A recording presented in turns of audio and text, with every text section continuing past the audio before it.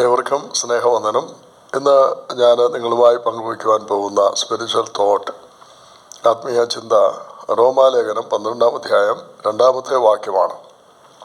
അവിടെ അപ്പോസ്തലൻ പറയുകയാണ്, ഈ ലോകത്തിന് അനുരൂപമാകാതെ. ഈ ലോകം എന്ന് പറയുമ്പോൾ അത് ദൈവത്തിൻ്റെ സുന്ദരമായ സൃഷ്ടിയായ ലോകം ഇന്ന് ദുഷ്ടാത്മസേനയുടെ, സാത്താൻ്റെ സ്വാധീന വലയത്തിലാണ്. ആ ലോകത്തെ ഒരു ദിവസം ദൈവം നവീകരിക്കും.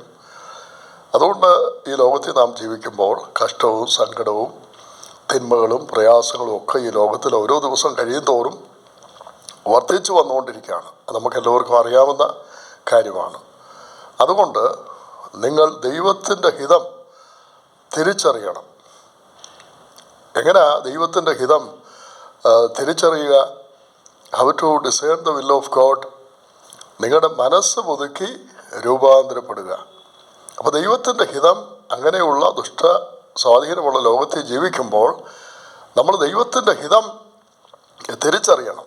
ദൈവത്തിൻ്റെ ഹിതം തിരിച്ചറിയുക എന്ന് പറഞ്ഞാൽ മനസ്സ് പുതുക്കി രൂപാന്തരപ്പെടണം. അപ്പോൾ മനസ്സിനെ പുതുക്കി രൂപാന്തരത്തിൻ്റെ അനുഭവം നമുക്ക് ലഭിക്കുന്നത് പ്രാർത്ഥിക്കുമ്പോഴാണ്. ഈ ദൈവഹിതത്തെക്കുറിച്ച് ഈ വാക്യം പറയുന്നത് അത് നന്മയുള്ളതാണ്, അത് പെർഫെക്റ്റാണ്, പൂർണ്ണതയുള്ളതാണ്, അത് ദൈവത്തിന് പ്രസാദമുള്ളതാണ്. നന്മയും പ്രസാദവും പൂർണ്ണതയുമുള്ള ദൈവത്തിൻ്റെ ഹിതം തിരിച്ചറിയുവാനായിട്ട് നമുക്ക് സാധിക്കണം.